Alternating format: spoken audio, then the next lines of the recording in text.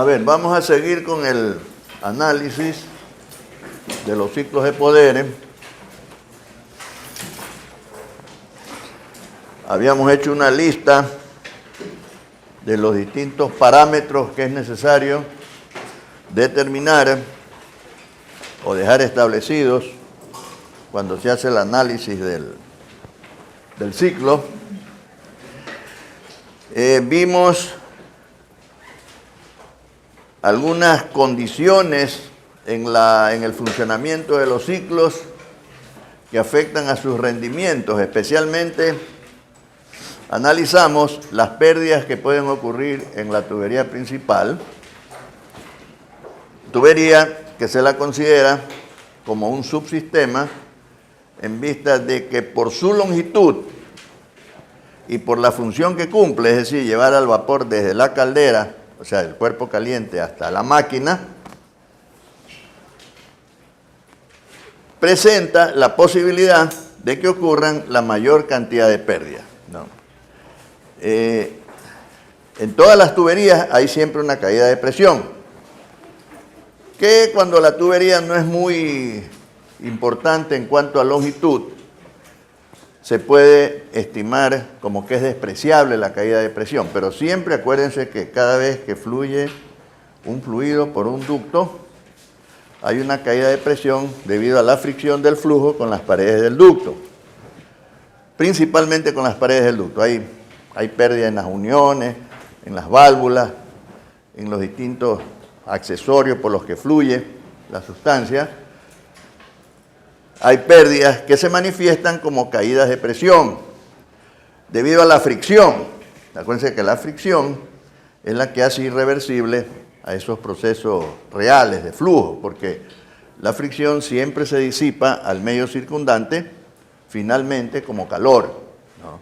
Entonces, eso hace que el proceso sea irreversible. Es decir, si pudiésemos pensar que a esa energía como calor la pudiésemos retornar, no hay la posibilidad de que al hacer eso el sistema funcione al revés, ¿no? Como para decir, fue reversible, ¿no? Entonces, esa es una de las causas más importantes que hace irreversible a los procesos reales, ¿no? Hay otros aspectos que debemos considerar en los ciclos de poder. Fíjese que cuando analizábamos las mezclas húmedas, entonces veíamos que en las mezclas húmedas hay el parámetro de la calidad o la humedad, ¿ya? La calidad nos dice cuánto de esa mezcla húmeda es vapor saturado con respecto al total de la masa. Acuérdense que las mezclas húmedas que nosotros consideramos son mezclas en equilibrio y están saturadas, están constituidas por líquido y por vapor saturado, en equilibrio, es decir, a la misma presión y temperatura. También vimos algo respecto a esa cantidad de humedad que pudiese afectar, por la forma que tiene el flujo en los álabes, pudiese afectar al material con que están construidos los álabes del rotor de la turbina, ¿no? Porque hay un flujo en donde el vector velocidad cambia de dirección y entonces se producen unos pares de fuerza cada 180 grados en todos los puntos del rotor de la turbina, y esos pares son los que hacen que la rueda del rotor, donde están los álabes, hace que dé vuelta la rueda, ¿ya? Y ahí es que tenemos el trabajo en el eje, que es a base de la energía que tiene el fluido, ¿no? Acuérdense que en la ecuación de la energía nosotros determinamos el trabajo que tiene el fluido, el trabajo que hace el fluido. Entonces,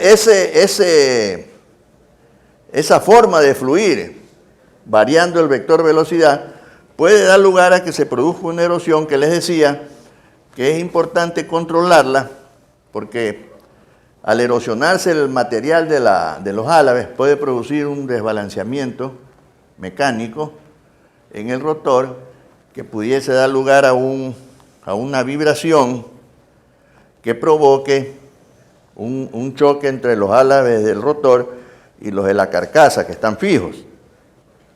Esto está dando vuelta en medio de unos álabes que están pegados en la carcasa. Y la separación de los álabes de la carcasa con los del rotor, la separación es mínima, ¿no? Para impedir que el vapor que está a alta presión se fugue por ahí, ¿ya? Entonces, si ese desbalance se produce, entonces la turbina lógicamente va a terminar rompiéndose. Entonces, una de las formas de controlar y prolongar la vida útil de la turbina es controlando la humedad.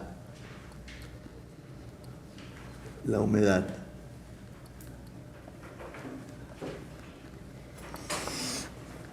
Generalmente, los rangos de humedad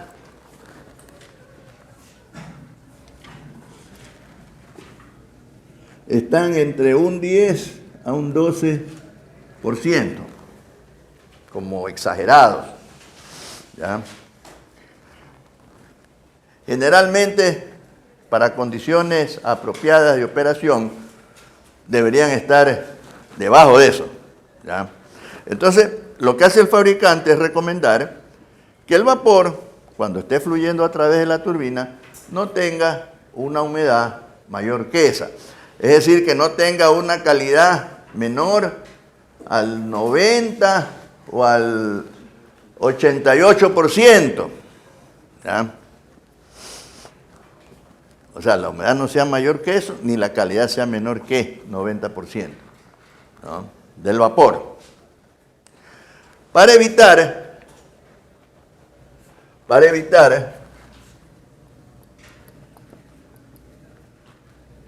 humedad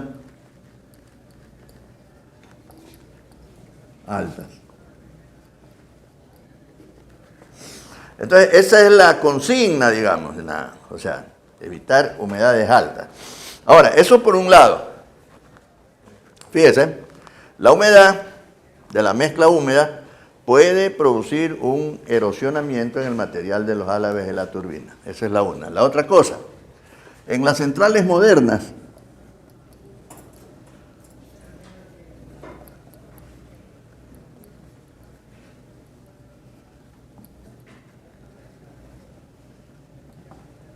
la tendencia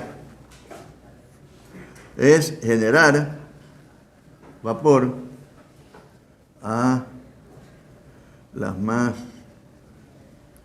altas presiones. Cuando hablamos de altas presiones, estamos hablando de altas temperaturas también, ¿no?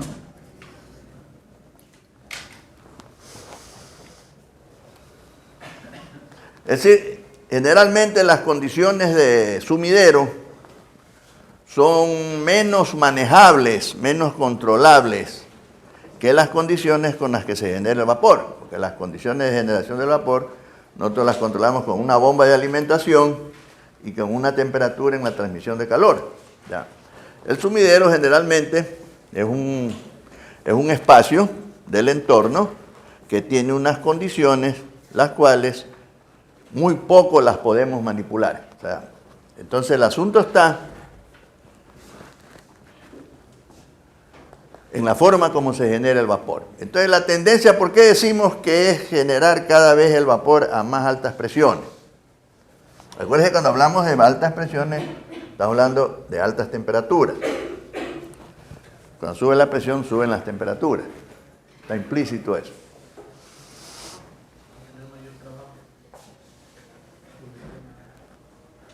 Ya. Más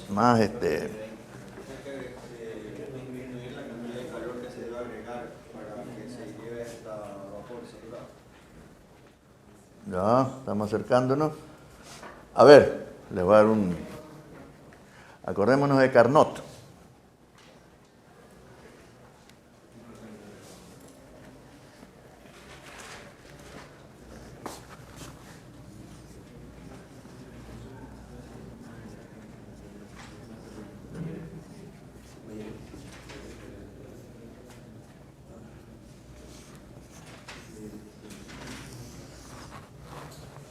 Fíjese, esta es la condición del sumidero, a la temperatura más baja del universo del sistema, donde se rechaza calor.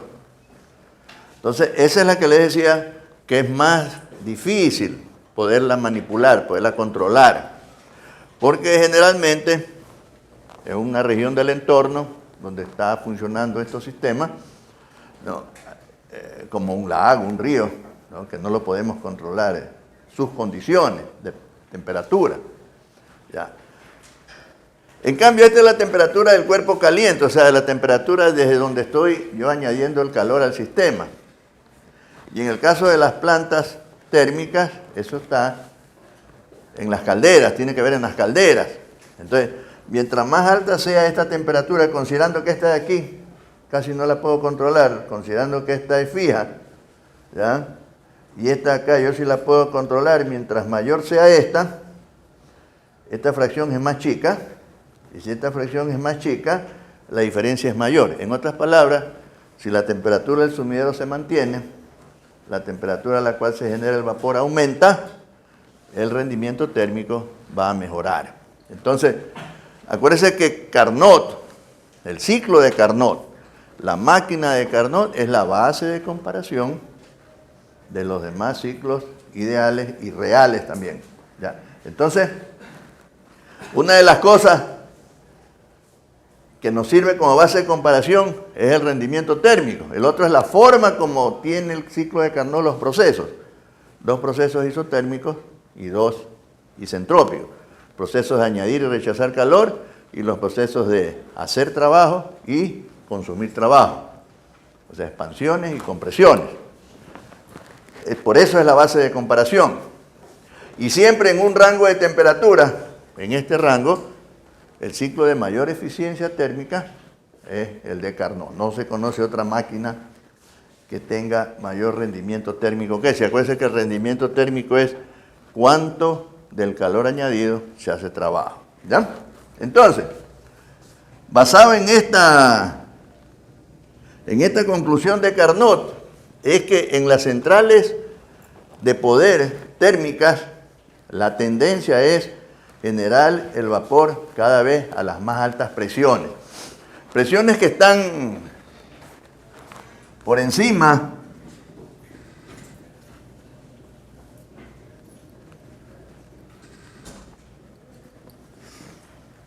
de los 3.206.2 PSI a estas presiones. Ahora, estas son las condiciones de temperatura para el rechazo de calor. Es decir, esa es mi referencia hasta donde yo puedo hacer las expansiones. ¿Ya? Por otro lado, los materiales con que están construidos los elementos de la caldera son materiales que responden a cierto tipo de aleación cuya resistencia va a depender de las temperaturas. Acuérdense que siempre con la temperatura nosotros podemos variar las propiedades mecánicas de los materiales. ¿Ya?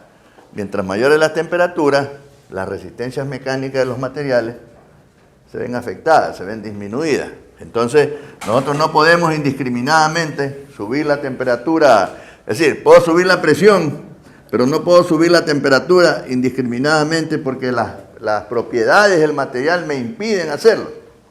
Entonces vamos a tener una temperatura máxima. ¿Ya?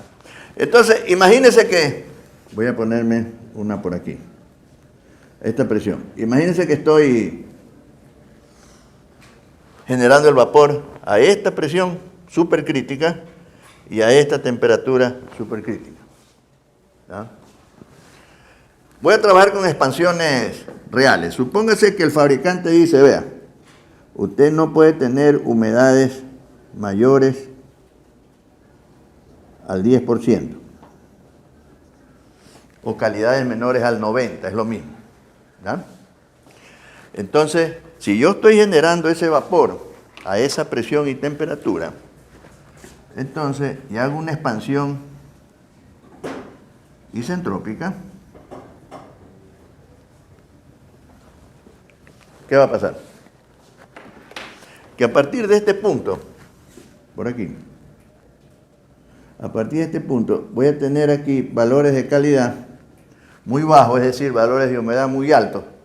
Y entonces la vida útil de la turbina se va a ver afectada, porque va a haber mucha humedad en el vapor que está cambiando de dirección dentro de los álabes de la turbina. Entonces, en estos casos, para evitar, cuando hago esta expansión, para evitar que esto pase del punto máximo, entonces un poco antes voy a considerar esta presión y temperatura, un poco antes. ¿Ya? Entonces en este punto saco el vapor y lo vuelvo a calentar. Se saca el vapor, se lo vuelve a calentar, entonces a lo que lo vuelve a calentar sube la entropía. Y si yo pienso que lo puedo volver a meter por acá, entonces ya voy a estar dentro de los rangos de la humedad permisible. Entonces, para evitar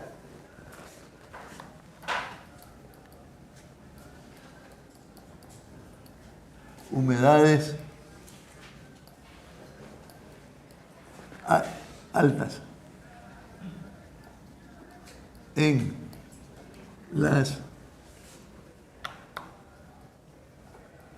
etapas de baja presión en la turbina. Esto es en la turbina, ¿no? Se hace necesario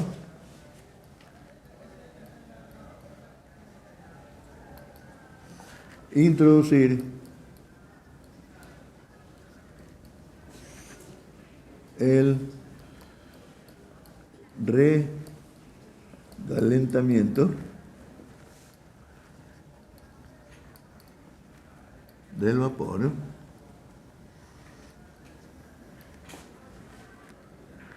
como las veces que sea necesario, ¿no? Que sea necesario para que esté en el rango de la humedad permisible, ¿no?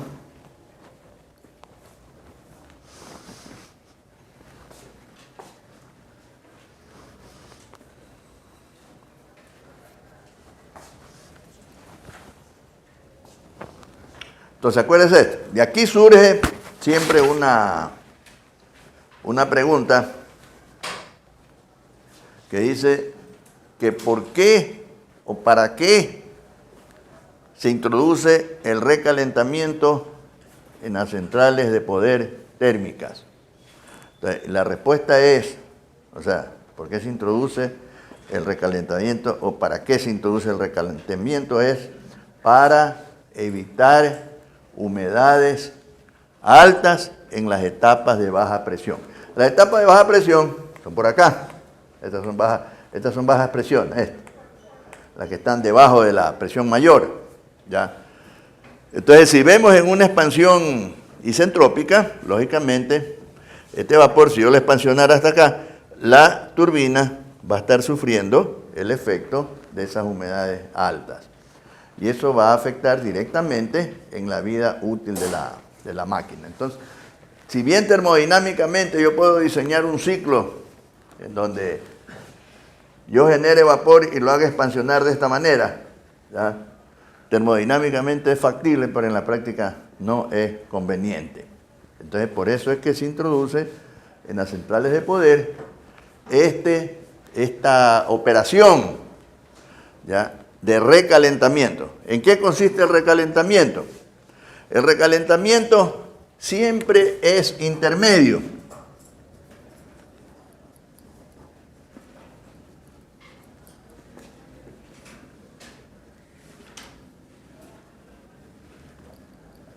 ¿Qué quiere decir intermedio? Que es después y antes de una expansión. Después y antes de una expansión. ¿Ya?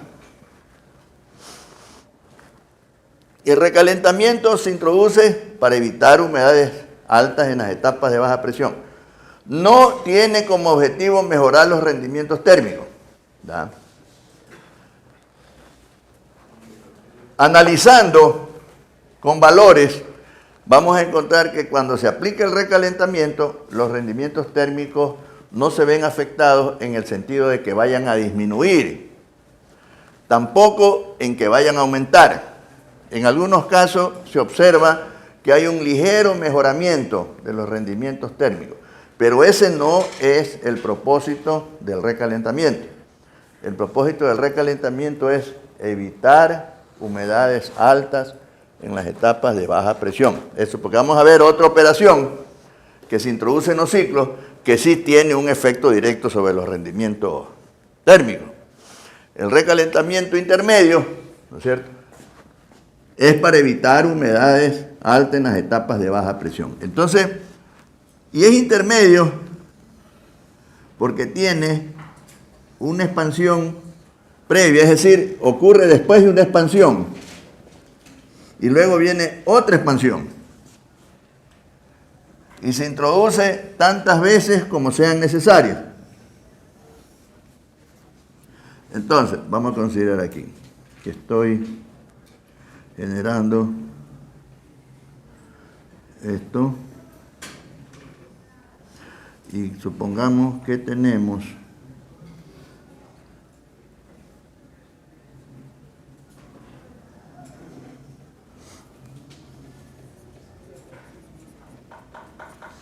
esto.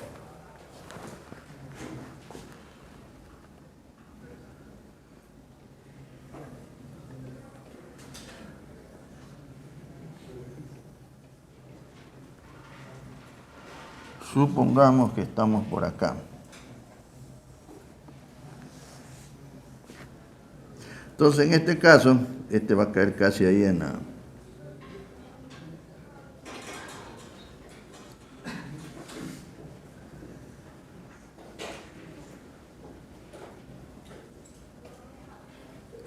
Fíjese que voy a poner aquí el punto de la expansión real, el punto final de la expansión real en estos dos casos.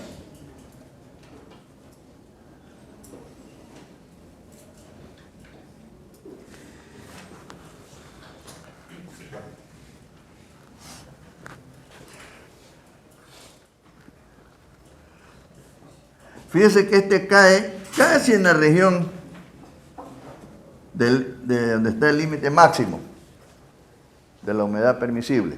¿Ya? Este punto es el punto final de la expansión real. Entonces, ¿qué es lo que hay aquí? Hay un crecimiento de entropía, hay un delta S, un delta SP, producción de entropía.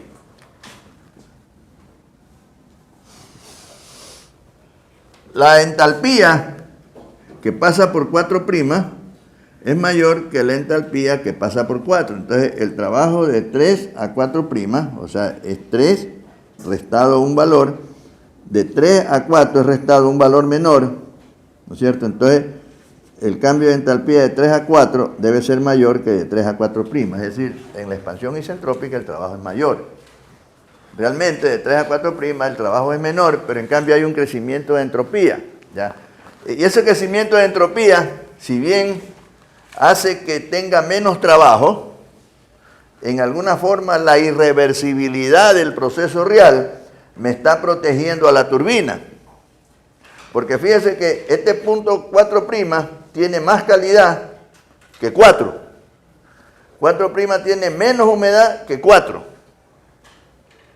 Entonces, si bien la irreversibilidad me da lugar a una disminución de trabajo, del trabajo que puedo obtener del fluido, en cambio, al aumentar la entropía, hay un aumento de la calidad del vapor y eso hace que la turbina se proteja. O sea, que el hecho de que sea irreversible no significa que totalmente es un efecto negativo.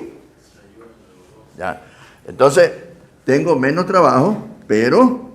Y claro, yo trato de que esto no sea tan grande, porque yo tampoco lo puedo eliminar, ¿ya? Entonces trato de que la expansión sea en lo posible con la menor producción de entropía, porque eso me está afectando a la energía disponible. Y lo propio va a ocurrir en la primera expansión, Entonces, en la turbina entra el vapor en 1, se expansiona hasta 2, sacamos el vapor, lo volvemos a calentar, por eso es recalentado, y vuelven. Entonces tengo un recalentamiento,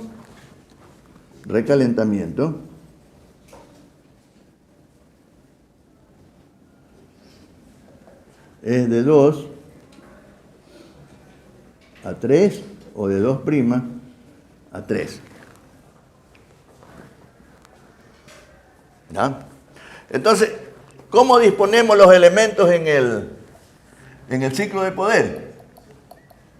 Vamos a ver el diagrama de energía.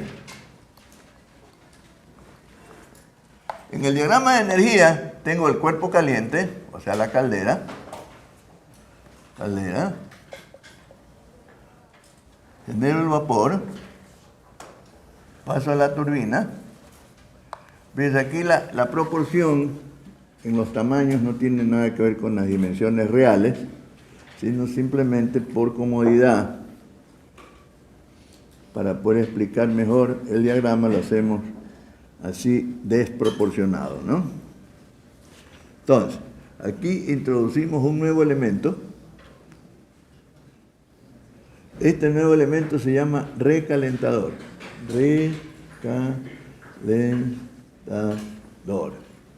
Entonces, el vapor entra en 1, se expansiona hasta 2, añadimos calor, ya entra nuevamente en 3, de aquí a acá se expansionó, se vuelve a expansionar hasta 4, aquí está la bomba que hace el vacío, y al mismo tiempo hacemos la alimentación a la caldera. ¿Ah? Entonces, ese calor añadido, y como acá estoy añadiendo calor también, entonces a este le ponemos 1 y a este le ponemos 2. ¿Ah? Este diagrama puede estar hecho así o puede estar hecho así. ¿Ya? Entonces, cuando vean la literatura, van a ver que en este caso le hablan de una turbina. Esta de aquí es la turbina de alta presión y esta de acá es la turbina de baja presión. Porque tiene 2 etapas, y tiene 2 etapas porque hay un recalentamiento intermedio. Si hubieran 2 recalentamientos, por ejemplo, supóngase que esto estaba por acá, sacamos por aquí, hicimos un recalentamiento, luego veíamos que todavía iba a pasar por humedades muy altas, lo volvemos a sacar y hacemos otro recalentamiento. Entonces, si hay 2 recalentamientos intermedios, debe haber una etapa alta, una media y una baja de presión. Entonces, se identifica como turbina de alta presión, es la etapa de alta presión, antes del recalentamiento, y esta de baja presión. Si hay más etapas, o sea, una turbina con 4 etapas, siempre la primera la consideramos de alta y la última de baja, y las que están entre las dos de media presión, ¿ya? De media presión. Entonces,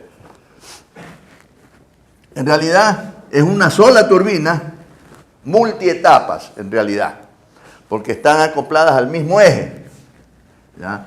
Entonces, aquí tengo el trabajo, aquí tenemos el calor rechazado, aquí tenemos el trabajo de bomba, ¿ya? Entonces, en el diagrama de energía, deje completarle, si esta es la presión que sigue así, este sería así, ¿ya? Entonces tengo 1, 2, 3, 4, 5, se ve, y ya está. Aquí veo. 5, este es B. ¿Ya? Entonces, calor añadido. Calor añadido es igual al calor añadido en 1 más el calor añadido en 2. El calor añadido en 1 por libras masa es H1 menos HB más H3 menos H2. Este es igual a H1 menos H2 más H3 menos HB. Pero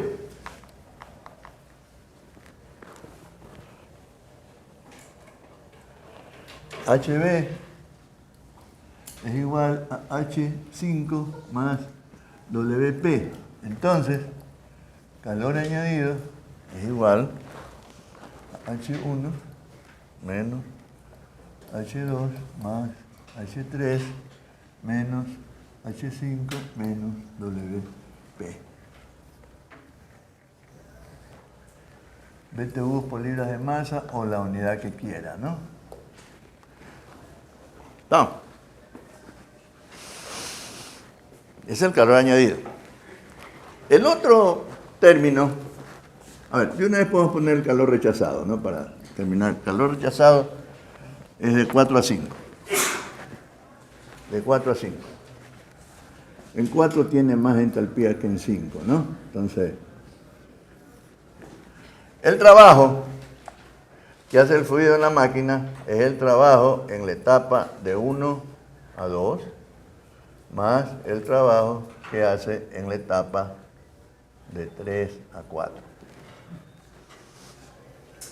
Entonces, el trabajo es H1 menos H2 más H3 menos H4. ¿Ya? El trabajo de la bomba es HB menos H5, ¿no?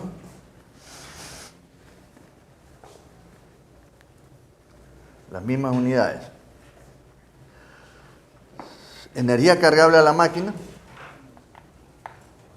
Fíjense.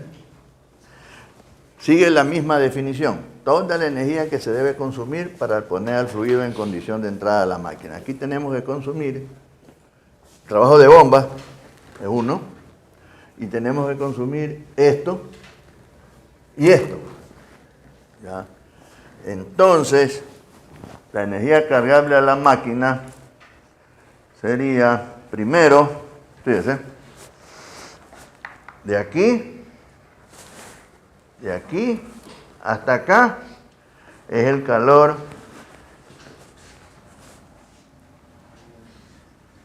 añadido 1, de aquí hasta acá. Como este trabajo de bomba también es energía cargable a la máquina, entonces esto más esto. Entonces yo puedo poner de una vez que es desde 5 hasta 1.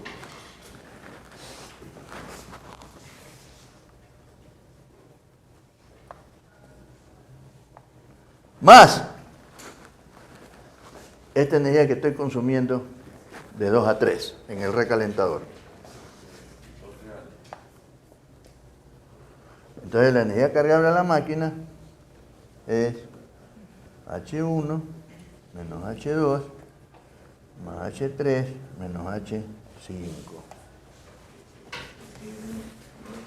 Si fuera el ciclo real, las expresiones son las mismas, cambian en los valores de las entalpías. Aquí tendría, por ejemplo, 2'. Aquí tendría 2', 4', 2', 4', 2', 2'. Si fueran los valores del ciclo real, o sea, con las expansiones de 1 a 2' o de 3 a 4'. No. Las expresiones son las mismas. Acuérdense que los trabajos y los calores están definidos por deltas H. El delta H es valor final menos valor inicial. ¿Ya? Si el proceso fue reversible, entonces tengo que ver al final de la isentrópica. Si no fue reversible, tengo que ver dónde está el punto prima. Entonces, para eso tengo los rendimientos de turbina. ¿Se acuerdan los rendimientos por cada etapa de turbina? ¿Ya? Entonces, rendimientos térmicos.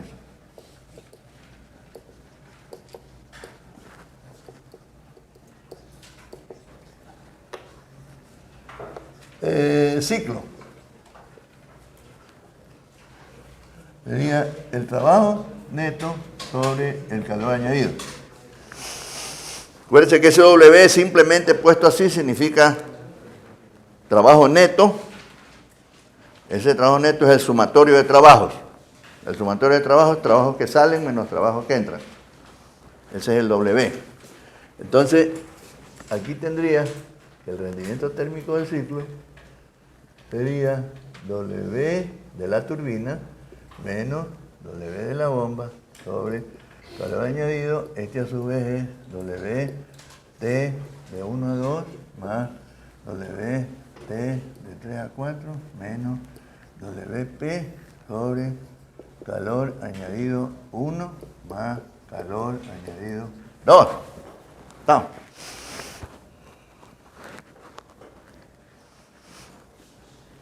¿Alguna pregunta? Vamos a poner los valores que hemos obtenido. Es porque quiero que observen algo. El trabajo en la turbina era este que está aquí. H1 menos H2 más H3 menos H4 menos WP. ¿Ya? El calor añadido es H1 menos H2 más H3 menos H5 menos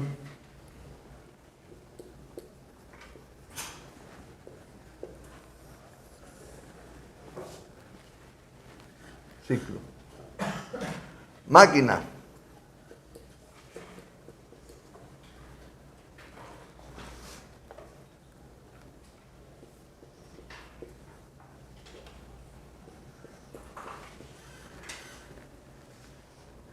¿Ya?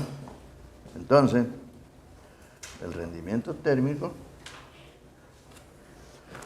el trabajo en la turbina es H1 menos H2 más H3 menos H4.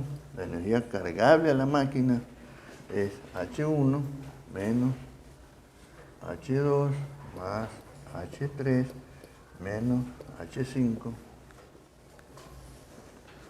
Ahí estamos.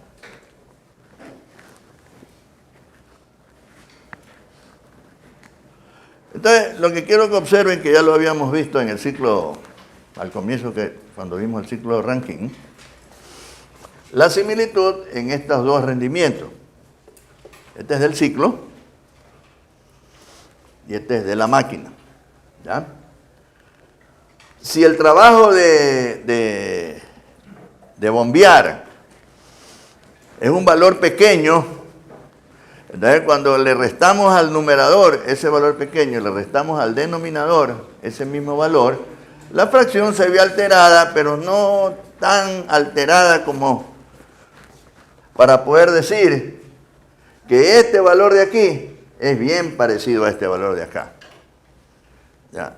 Ahora, en un ciclo de una central moderna, esas presiones de caldera van a ser valores bastante altos, entonces los valores del trabajo de bomba, en este caso, van a ser valores que no los vamos a poder despreciar, ¿no? Para decir que este rendimiento es igual a este. ¿Ya? Pero son rendimientos que van a estar en unos rangos más o menos parecidos, ¿no? Y eso nos debe servir como referencia para cuando estemos resolviendo estos problemas y darnos cuenta de que lo que estamos haciendo esté bien o no. Si aquí me sale un rendimiento de 47% y por acá me está saliendo un rendimiento 56, 54, 56, 58, hay mucha diferencia. ¿Ya? Entonces algo debe estar mal. Entonces los rendimientos son parecidos. Les decía en una clase anterior que inclusive en las centrales, cuando usted les pide el rendimiento térmico de la turbina, le dan un valor. Después de un rato de dar una vuelta para él, les pregunta el rendimiento térmico de la planta y le dan el mismo valor. No. Es porque resulta que aritméticamente estos dos valores son bien parecidos, ¿no? Este y este. Observando las expresiones nos damos cuenta que así debe ser, ¿no? Aritméticamente. ¿No? Entonces, eso es importante tenerlo presente para cuando estemos haciendo las cosas, darnos cuenta si los resultados que están saliendo están o no adecuados, ¿no? ¿Alguna pregunta? Este ciclo con recalentamiento, hay unas curvas de trabajo que tienen por ahí, donde dice el número de recalentamientos apropiados según los rangos de presión, ¿ya? Entonces,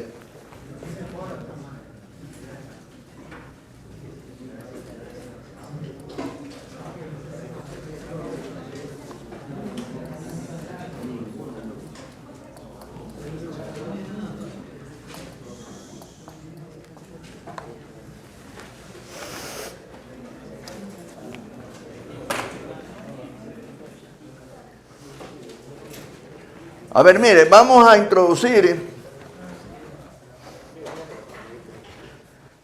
las pérdidas principales. ¿Ya? La vamos a introducir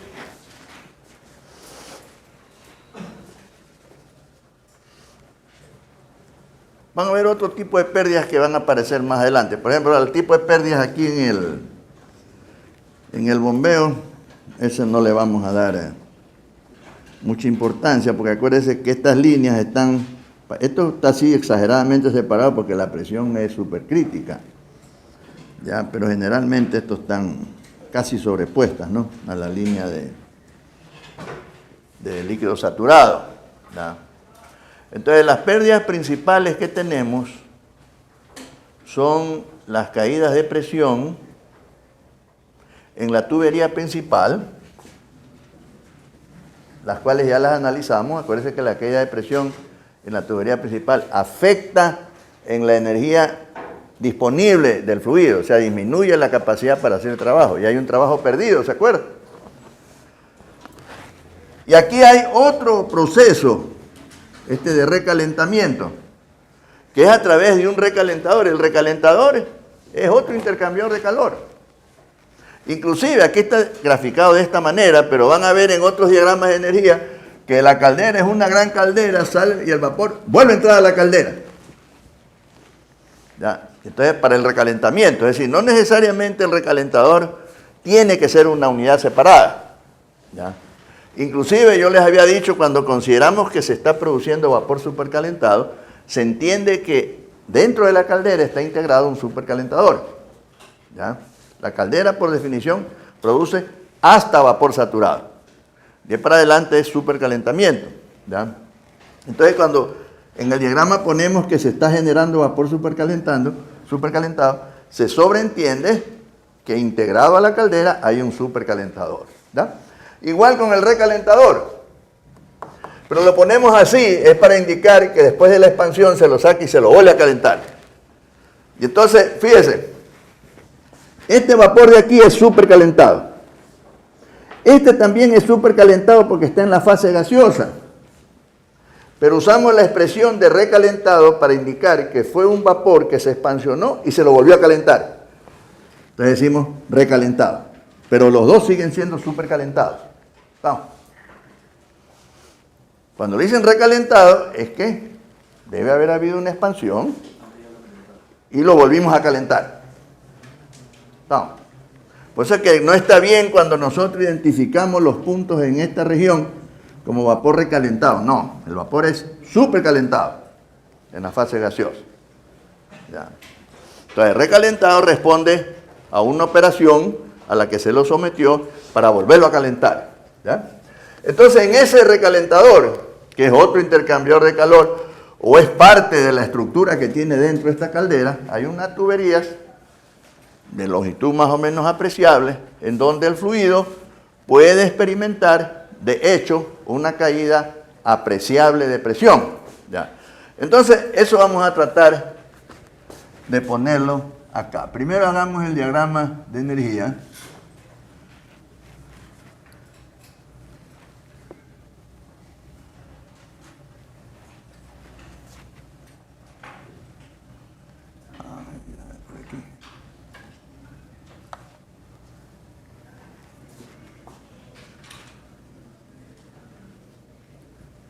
Acuérdense que puede haber más de un recalentamiento. Aquí yo voy a poner solo uno.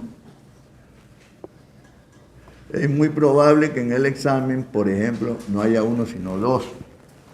Hay alguien para decir, no, si hicimos solo uno en la clase. No. Entonces, ese reclamo no vale. Uno es para que vean cómo es. No nos hizo, dice, con dos. Y el ayudante tampoco nos hizo, dice. ¿No? Se olvidan que el ayudante es ayudante. Y más bien los problemas que hace el ayudante no les voy a poner en el examen. Vamos. Es un reto, ¿no? A ver. Fíjense, aquí voy a poner el punto A. Voy a poner aquí el punto 1. Se expansiona. 2. Y voy a poner 2'. 3. Se expansiona hasta 4 y lo voy a poner al lado 4'. Aquí voy a tener un trabajo WT y voy a tener un trabajo WT'. ¿Ah?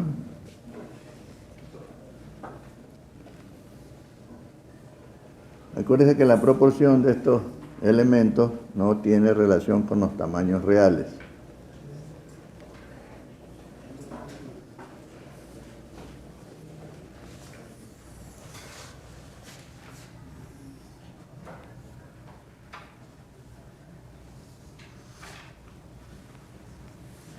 Fíjense, hay un problema, bueno, hay algunos problemas por ahí cuando quieren afectarle algo a la eficiencia de las bombas.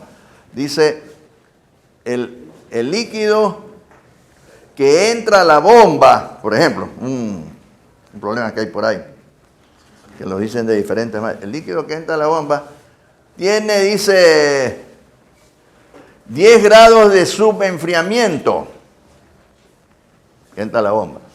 Y comprime desde la presión de aquí hasta la presión de caldera. O sea, nosotros conocemos la presión del condensador y la presión de la caldera. Entonces, para poder poner el B delta P, ¿se acuerda el trabajo de la bomba? B delta P.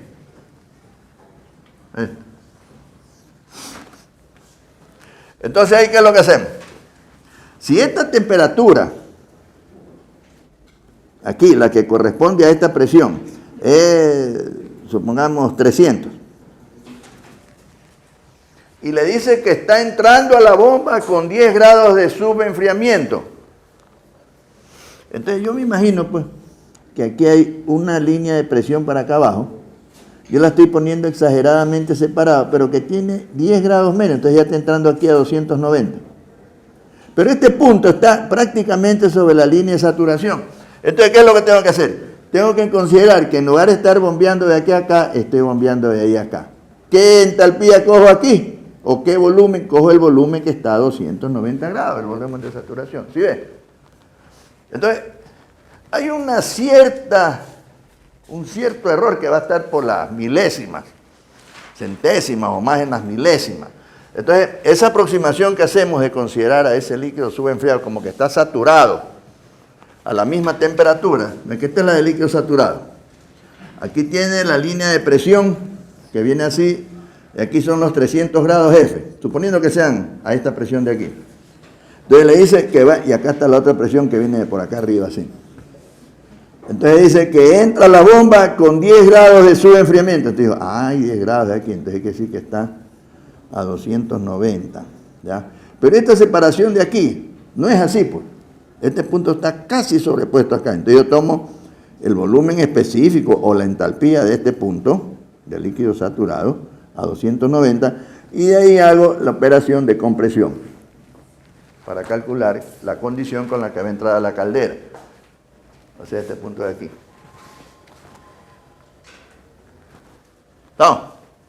No, pues si le dice que sale con que va a entrar a la bomba con un subenfriamiento. ¿Qué quiere decir un subenfriamiento? Quiere decir que el condensador lo hicieron para que condense y está un poquito más largo, que no solamente se condensa, sino que se subenfría. O sea, lo condensa de aquí hasta acá, pero como tengo una temperatura de sumidero por acá abajo y el condensador es suficientemente largo, entonces alcanza ese líquido a subenfriarse.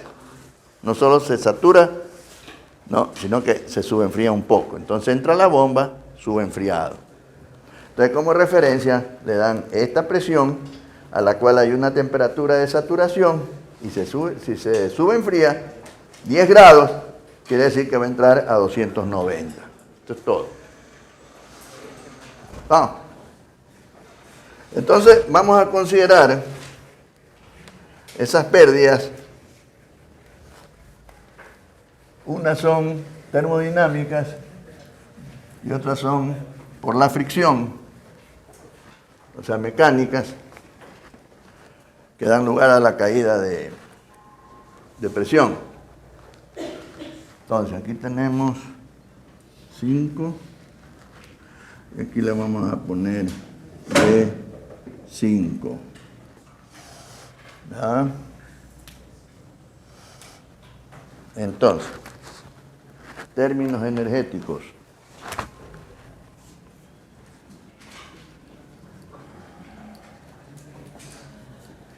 Diagrama TS.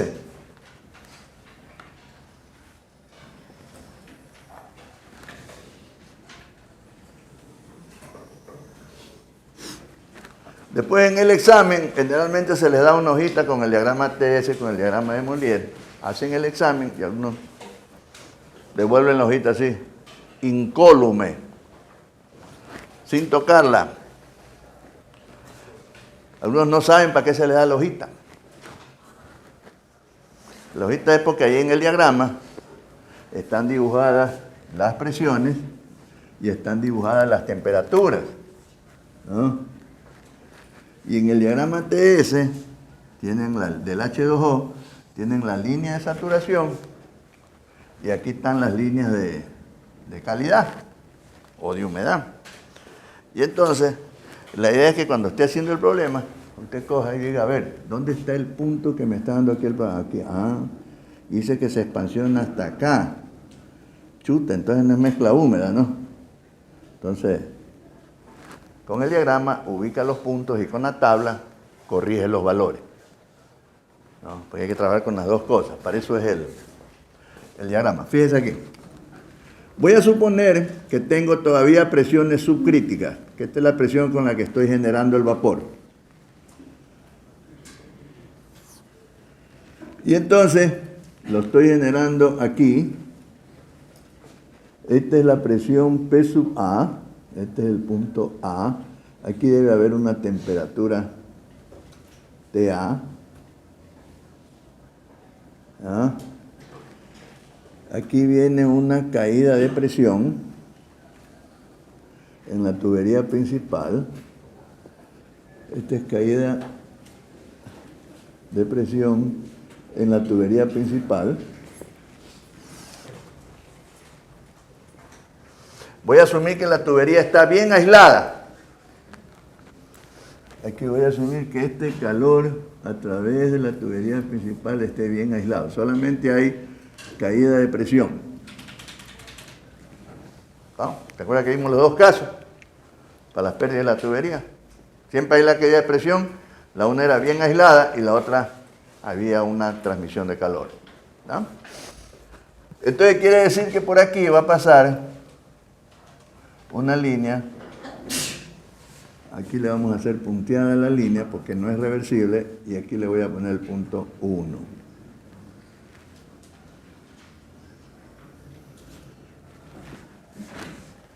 A ver, taparle un poquito, esta está muy cerrada.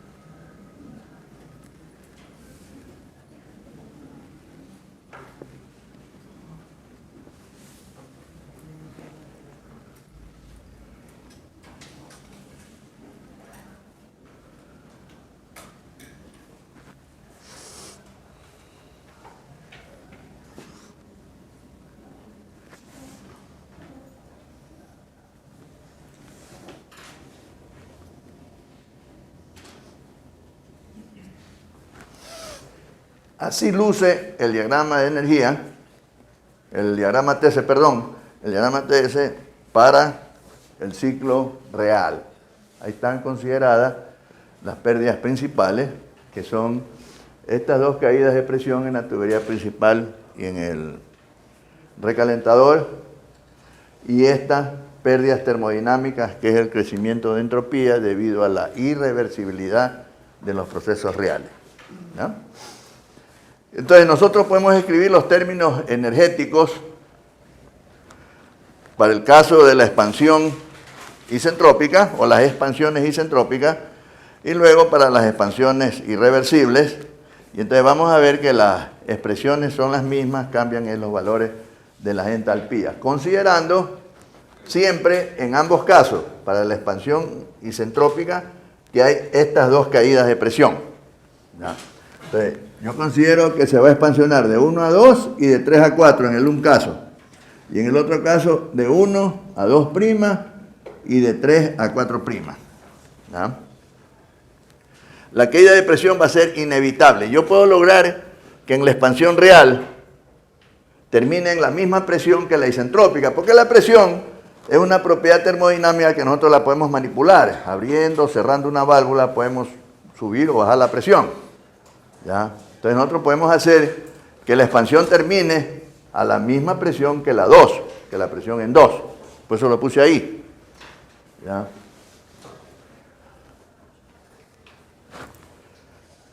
Entonces, el diagrama TS presenta esta utilidad que podemos visualizar todo el ciclo. En la parte del líquido comprimido, solamente pues las líneas de presión están exageradamente separadas con respecto al líquido saturado. Y haciendo eso podemos ver qué pasa entre el líquido saturado y el líquido comprimido, ¿ya? Existe otro diagrama, que es el diagrama de Mollier, que para estos casos presenta una gran utilidad, pero en esta región, en la región de las expansiones, en la región donde ocurren los procesos en la turbina. Ahí presenta una gran utilidad el diagrama de Mollier. Y presenta una gran utilidad, van a ver pues, ustedes recordarán que el diagrama de Mollier es un diagrama que tiene coordenadas de entalpía y entropía, ¿ya? Tiene una línea de saturación, a ver, más o menos así. El problema es que el punto crítico está por acá. Ese es el problema en el diagrama de Mollier. Entonces, la parte del líquido comprimido, casi para los rangos de presiones que se trabajan en estos ciclos, este diagrama no presenta realmente ninguna utilidad, ¿ya? Pero acá sí es importante, ¿no? Fíjense, por ejemplo, vamos a tratar de poner lo mismo que está aquí, lo vamos a poner acá. Primero, la presión, no sé si ustedes tienen sus tablas. Yo les decía, esa es otra recomendación, que no le paran bola. Mire, este es importante, este está en BTU, está bien. Es importante, esto debe ser sacado del Jones y Hawkins. Ahí en el libro Jones y Hawkins,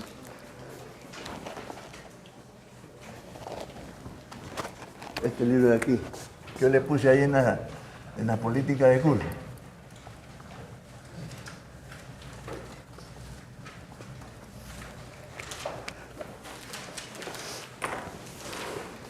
Ahí está este diagramito un poquito más grande, ¿ya? Un poquito más grande, y les puede servir para resolver los problemas. Lo que quiero es que vean, primero vean, el punto crítico en este está acá, aquí donde tengo el dedo. No se alcanza a ver. Entonces, no presenta mucha utilidad.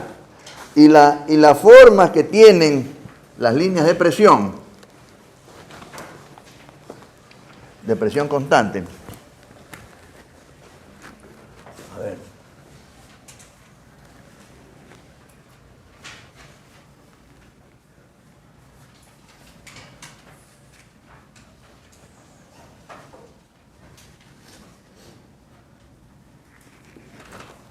Acuérdense que en una misma fase, las líneas de una misma propiedad no se pueden cortar, ¿eh?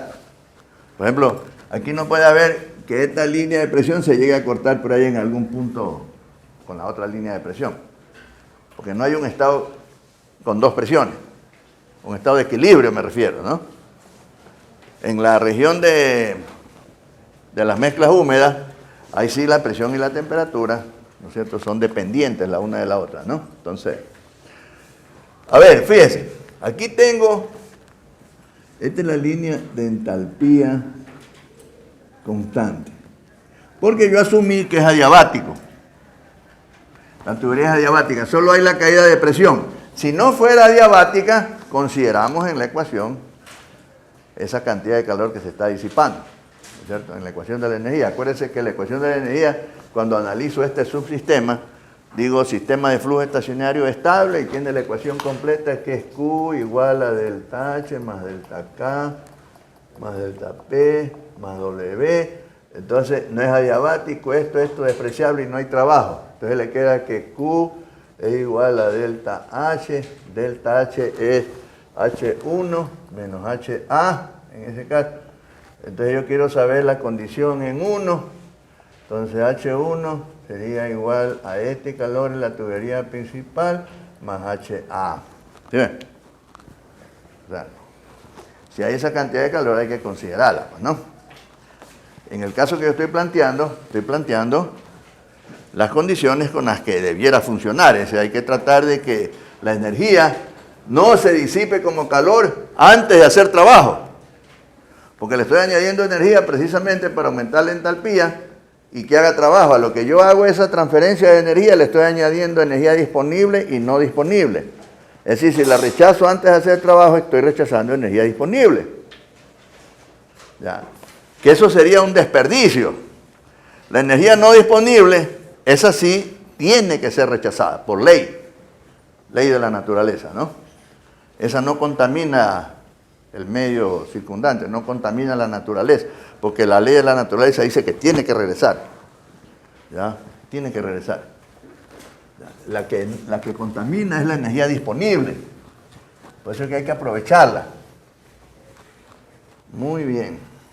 Entonces, la ventaja en este diagrama, por ejemplo, que en ese proceso de caída de presión, si está debidamente aislado, según la ecuación de la energía, me sale que el delta H es igual a 0. Entonces, supónganse que estoy aquí. Que este sea el punto A. Esta es la presión A. Y esta que es la presión 1. Entonces, este viene 1. ¿Sí ves? Entonces, ahí lo ubico facilito. ¿Ah? Luego, viene, vamos a ver por aquí, la presión 2. Quiere decir que este se está expansionando. Déjenme ponerlo un poquito más abajo para que quede igual al de allá.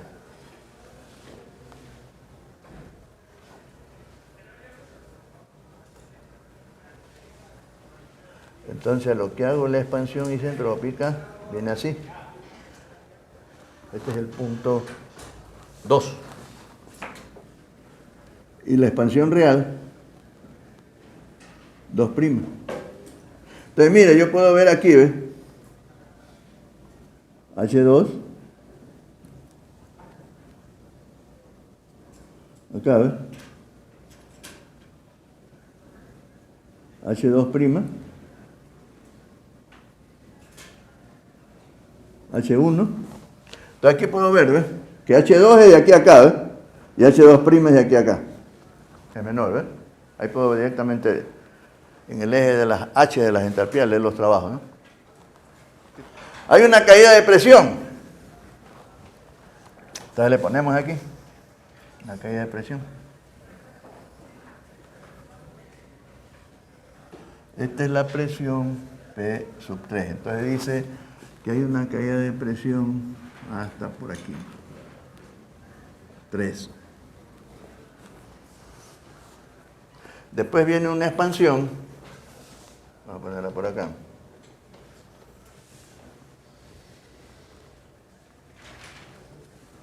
no, esta es isentrópica. 4. Y esta de acá es la irreversible, así, 4'. Asimismo, usted puede ver aquí, H3,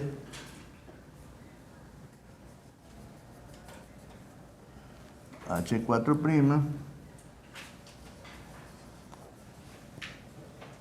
H4, ya puedo sacar los trabajos, ¿no? Puedo ver directamente los crecimientos de entropía. Aquí puedo ver del TCP para la expansión de 1 a 2, ¿ya?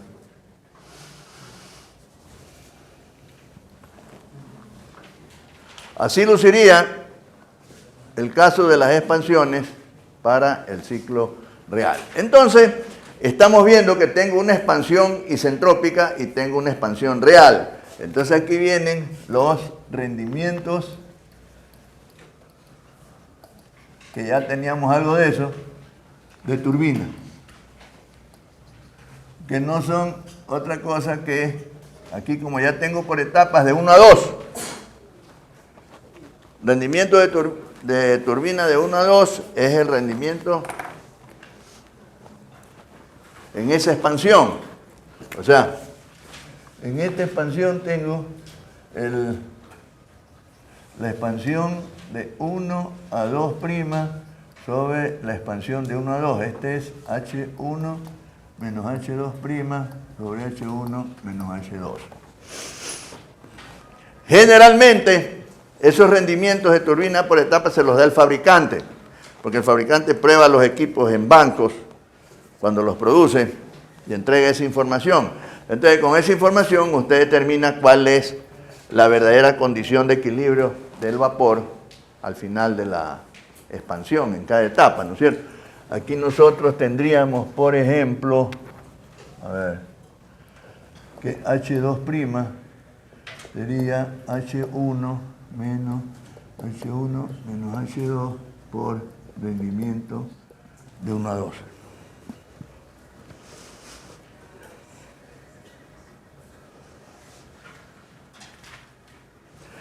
Ahora tenemos la segunda etapa. Dice que es de 3 a 4. Entonces, este sería H3 menos H4' sobre H3 menos H4. Asimismo, tendría que H4' es igual a H3 menos H4.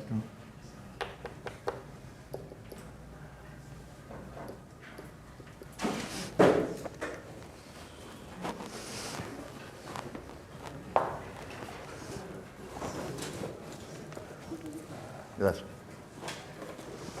Ahora,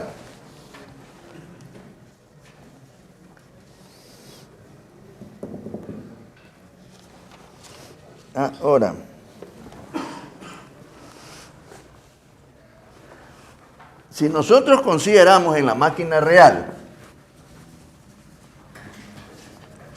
que aquí va a haber acoplado un generador a través del cual se va a estar entregando trabajo combinado o energía eléctrica, ¿ah?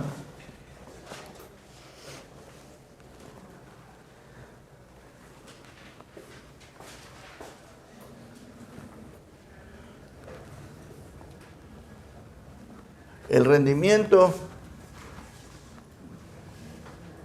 térmico combinado sería el trabajo combinado sobre la energía cargable a la máquina. Fíjese, este rendimiento térmico combinado ya de por sí se entiende que es un valor real.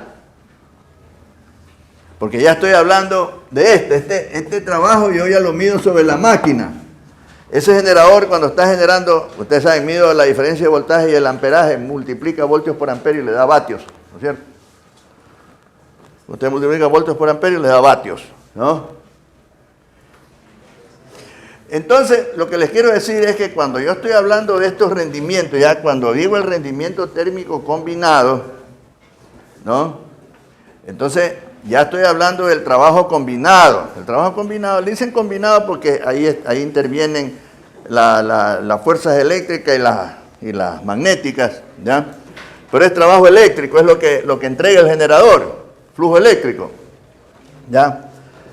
Y como esto de hecho es un valor real, ¿no? Aquí yo realmente no necesito ponerle la comilla, rendimiento térmico combinado, porque estoy usando un valor real, que es medido sobre la máquina, ¿ya? No es que medí idealmente, te mide realmente, idealmente cuando estás soñando, ¿no? Entonces, lo que quiero decir es que aquí sí debe ser real, ese de ahí. Porque la energía cargable a la máquina es medido con las propiedades termodinámicas del fluido. Vamos, el otro es medido sobre la máquina. Mido cuánto diferencia de voltaje hay y el amperaje. Multiplica voltios por amperio y le da vatios. Eso es potencia. Después los vatios los multiplica por el tiempo y le da energía, ¿no? Entonces, este WK, ¿cómo lo puedo expresar? 3412, así es, ¿no? Sobre consumo específico de vapor combinado y la energía cargable a la máquina. ¿Cuál era? Por ahí escribimos sería H1 menos HB5. Bueno, aquí la energía cargable a la máquina. Pero la real.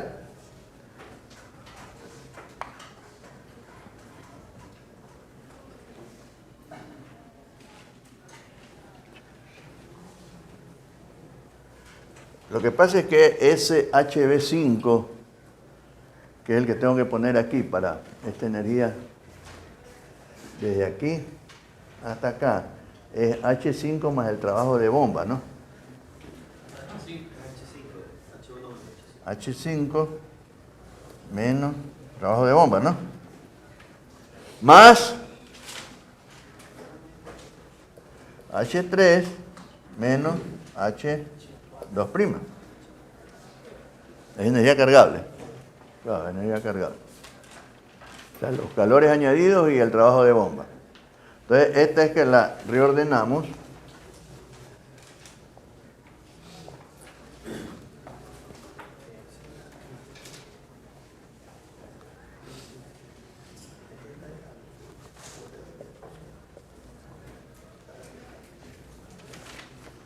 Este es el que va aquí.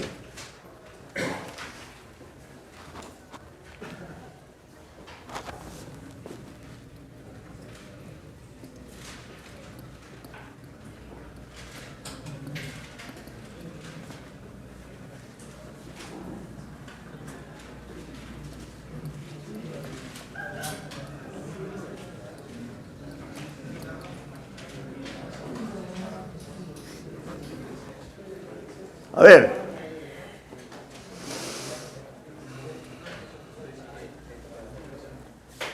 la regeneración, ese es un término que ustedes lo deben haber venido escuchando, lo van a tener que seguir escuchando y lo van a tener que utilizar, ¿ya? Viene realmente de esa forma de transmitir la energía como calor, el calor regenerativo, ¿ya? Entonces, cuando decimos regeneración, hablando de termodinámica, nos referimos a un calor regenerativo. ¿Qué es la regeneración?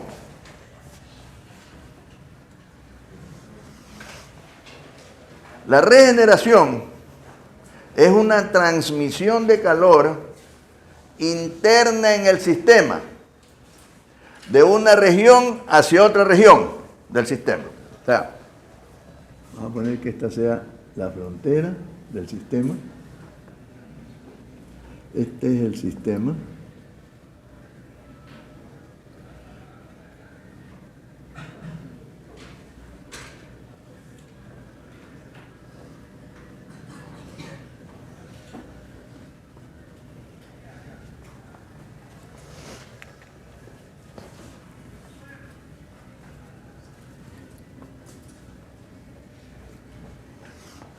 coma, dice, no es energía que cruce las fronteras del sistema. Punto. O sea, que cuando hacemos regeneración, ¿ya?, estamos aprovechando un flujo de energía como calor de una región hacia otra dentro del sistema, no basado en un incremento de energía añadida, sino la energía que está dentro del sistema la transmitimos desde una región hacia otra región, ¿ya? La regeneración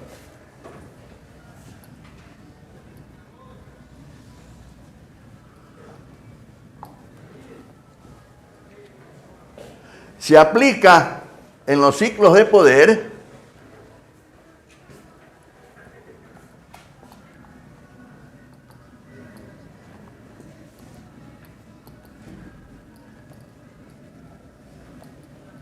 para mejorar los rendimientos térmicos.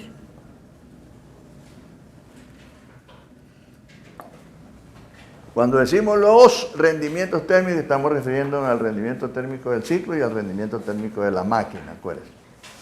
El rendimiento térmico del ciclo está basado en la condición del vapor como lo entrega la caldera. El rendimiento térmico de la máquina está basado en la condición con que el vapor entra a la máquina. Por eso es que su rendimiento está basado en la energía cargable a la máquina, ¿no?, que es toda la energía que se requiere consumir para poner al fluido en condición de entrada a la máquina, ¿no? Entonces, fíjense que este sí es claramente un propósito para mejorar los rendimientos térmicos. Entonces, cada vez que estamos haciendo regeneración,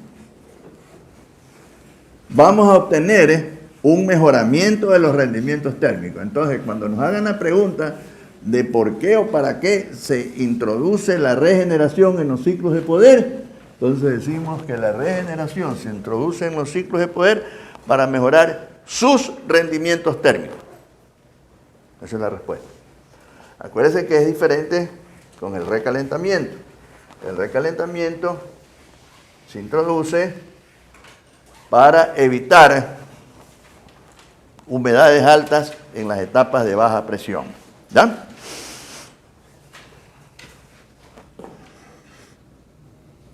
¿Cómo se aplica en los ciclos de poder?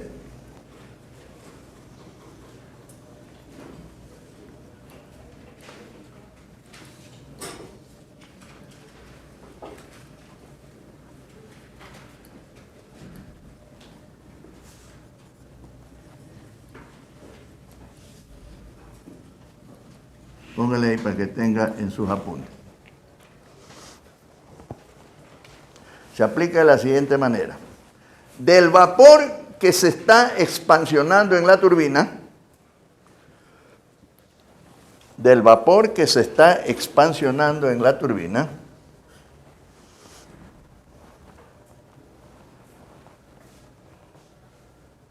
se hace extracciones,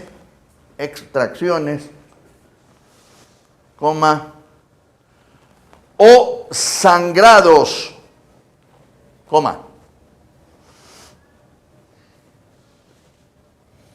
de parte de ese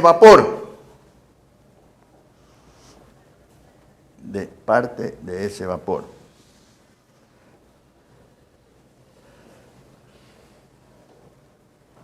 Punto seguido.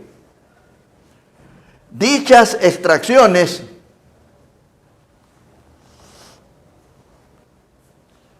son enviadas a unos intercambiadores de calor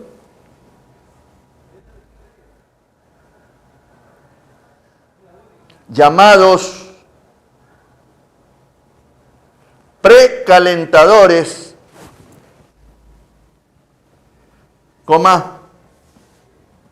o calentadores coma,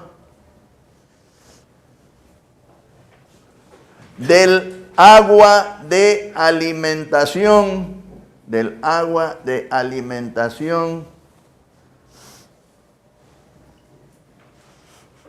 que va hacia la caldera.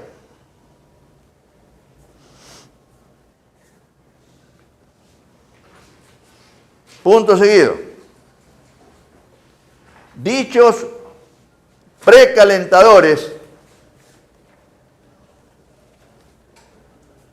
son de dos tipos. Dos puntos aparte. Pone de tipo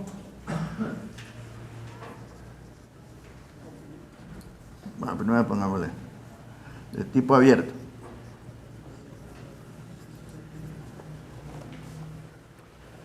Dos puntos. Le pone aquí. Los flujos se mezclan.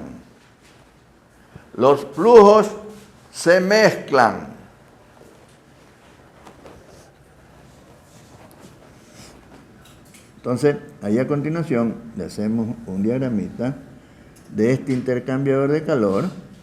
Por aquí viene, esta es la extracción. Pongámosle que esta extracción viene de A, ¿ya? Con esa condición A, tiene entalpía A, tiene una masa A, y por acá viene el agua de alimentación. O sea, el agua que está siendo bombeada hacia la caldera y por aquí sale hacia la caldera. Entonces, este es un calentador tipo abierto. Entonces, este aquí pongámosle que sea B, tiene entalpía B, y aquí sería C, entalpía C minúscula, para que no se confunda con la C mayúscula, y por aquí viene una masa B, y por acá va una masa C. Ahí está el diagrama de energía de ese calentador. O sea que hay unos intercambiadores de calor por donde está pasando el agua que va a la caldera. Entonces le saco un poco del vapor que se está expansionando en la turbina, ¿no es cierto? Y lo mezclo con esa agua. Entonces la precaliento. Entonces va a entrar a la caldera ya precalentado. Entonces el consumo de energía en la caldera va a ser menor. Cierto es que en la turbina, lo que yo le quito masa, el trabajo que hace el vapor en la turbina también va a ser menor. Pero esa relación, esa pequeña disminución de trabajo en la turbina, más esta disminución del calor añadido en la caldera, a lo que yo comparo el trabajo del ciclo para la energía añadida como calor, hay un mejoramiento. Mejora el rendimiento térmico. O sea, tengo menos trabajo, pero estoy consumiendo menos también. ¿Ya? Entonces, eso ya lo vamos a ver con las ecuaciones cuando hagamos los balances. El asunto es que primero vamos a dejar resuelto esto del precalentador. O sea, después del condensador están las bombas, y entonces ahí las bombas comienzan a bombear el líquido que va hacia la caldera, y hay unos sangrados que vienen de la turbina. En este caso, de la turbina, en este caso el calentador es tipo abierto, se mezclan los flujos. ¿Ya? Y entonces aquí la ecuación de la energía, tenemos energía que entra, como es flujo estacionario, es igual a la energía que sale. Entonces, ¿qué tengo entrando? Tengo entrando MA con HA. ¿Qué tengo saliendo? MB, entrando también tengo MB, y tengo HB, ¿no? Y saliendo tengo MC, HC. Entonces aquí se hace necesario indicar que MC es igual a MA más mb, o sea, conservación de energía y conservación de masa. ¿Ya?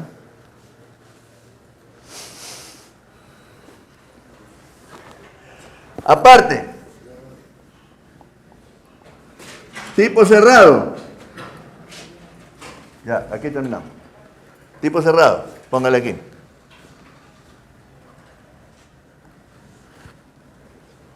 Las masas no se mezclan.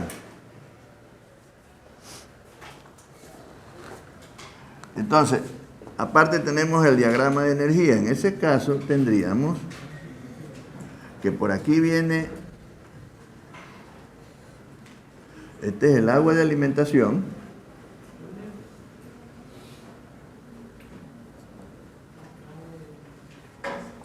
y este hacia la caldera.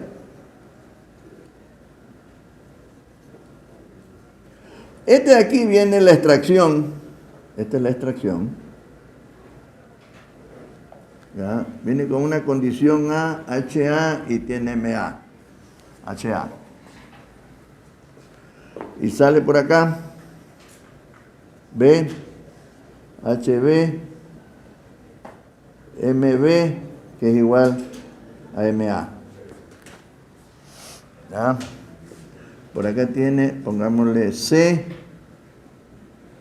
HC, MC, por acá tiene D, HD, MD. Este MD de aquí es igual a MC.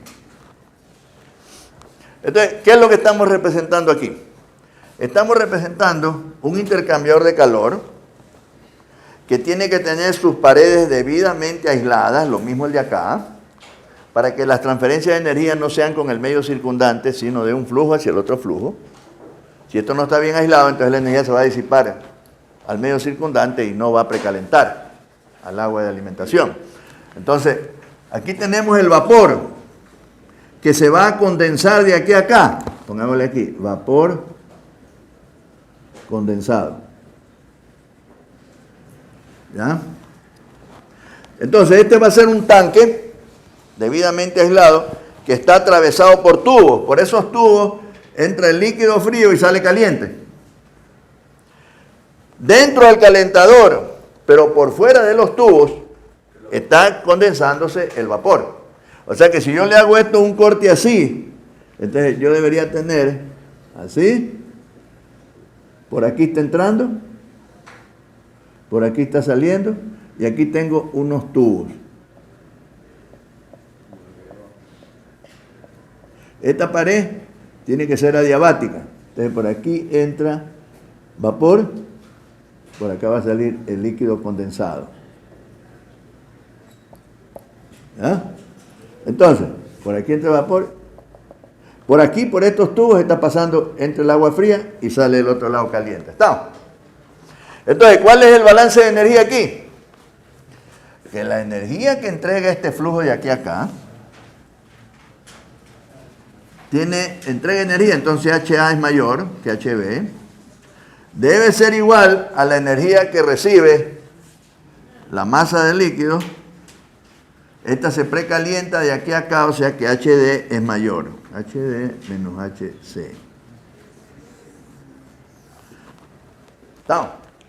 Fíjense, podemos hacer lo mismo. Aquí puedo decir lo mismo que dije acá. Energía que entra igual a energía que sale. Podemos escribir también eso. Fíjense, masa que entra, entalpía que entra, por allá entra MC,